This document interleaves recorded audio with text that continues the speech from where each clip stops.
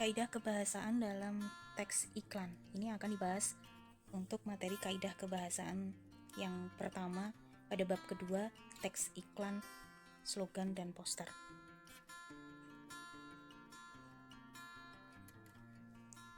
Dalam teks iklan banyak sekali pernyataan-pernyataan atau kalimat-kalimat yang digunakan dan sifatnya pasti persuasif, yaitu membujuk atau mendorong pendengar atau pembaca. Juga menggunakan kalimat-kalimat sederhana dan mudah dipahami, tidak terlalu panjang dan yang pada akhirnya akan membuat bosan si pembaca atau penonton iklan tersebut. Yang ketiga sendiri, pada teks iklan menggunakan kosakata yang berirama atau banyak sekali persamaan-persamaan bunyi sehingga membuat pendengar atau pembaca menjadi tertarik. Dalam iklan baris sendiri, iklan yang singkat yang biasanya muncul di dalam surat kabar, juga menggunakan singkatan atau akronim yang telah disepakati ejaannya di dalam bahasa Indonesia. Contoh seperti BU. Kata BU memiliki makna butuh uang, COD, cash on delivery, CP atau kontak person. Berikut adalah singkatan-singkatan yang biasanya digunakan di dalam iklan baris untuk menghemat penggunaan kata.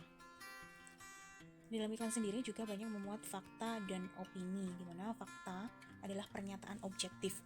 Objektif itu adalah sebuah pernyataan yang sesuai dengan keadaan yang ada.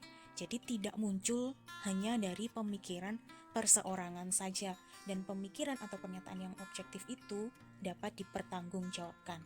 Dalam iklan sendiri juga biasanya terdapat opini. Opini ini adalah sebuah pendapat yang biasanya dimunculkan dari berbagai sumber yang fungsinya adalah agar pembeli atau pengguna jasa atau barang dari sesuatu yang diiklankan tersebut lebih berminat karena adanya opini-opini positif yang mendukung iklan tersebut. Yang selanjutnya adalah kaidah kebahasaan di dalam poster. Poster di mana bentuknya mengutamakan gambar. Sebuah bahasa yang digunakan di dalam poster itu jelas harus singkat, namun padat akan makna. Yang kedua, menarik pastinya. Jika seandainya poster itu menggunakan kalimat atau bahasa tidak hanya gambar, maka bahasa yang digunakan di dalam poster itu sendiri wajib harus menarik. Yang ketiga, sifatnya tetap haruslah persuasif. Yang terakhir adalah kaidah kebahasaan yang digunakan di dalam penyusunan slogan. Pendek, tidak boleh panjang, namun harus jelas dan mudah dipahami apa maksud dari kalimat pendek itu atau kata-kata slogan itu. Lalu menggunakan pilihan kata atau diksi yang mudah diingat oleh pembaca atau pendengar dari slogan. Menggunakan kalimat yang meyakinkan pembaca atau pendengarnya. Contoh, tanpa narkoba raih prestasi. Kalimat slogan ini tujuannya meyakinkan pembaca atau pendengar bahwa jika kita tidak menggunakan narkoba, jelas pasti prestasi akan ada di tangan kita, karena kita tidak terganggu oleh obat-obatan terlarang tersebut. Yang keempat, dalam slogan itu lebih baik banyak menggunakan perpaduan bunyi atau kepaduan bunyi. Contoh di dalam kalimat slogan ini adalah perhatikanlah sehatmu sebelum sakitmu.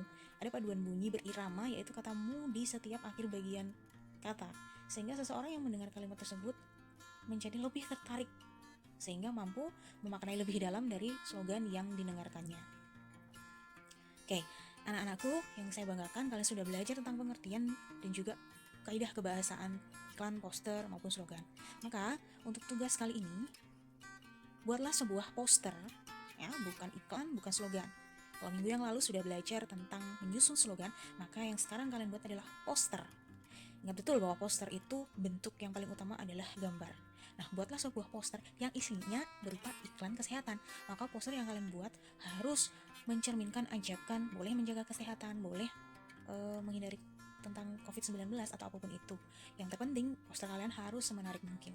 Kerjakan boleh di buku gambar, boleh di buku bahasa Indonesia, foto, lalu upload hasilnya di Google Classroom daring Min 7. Kalian yang sudah mengupload, maka tidak hanya saya anggap sudah mengumpulkan tugas, namun juga sudah hadir dan mengisi presensi atau daftar hadir pertemuan pembelajaran bahasa Indonesia kali ini. Untuk contoh bisa lihat di buku paket bahasa Indonesia kalian masing-masing. Oke, selamat mengerjakan, selamat belajar, semoga sukses. Terima kasih.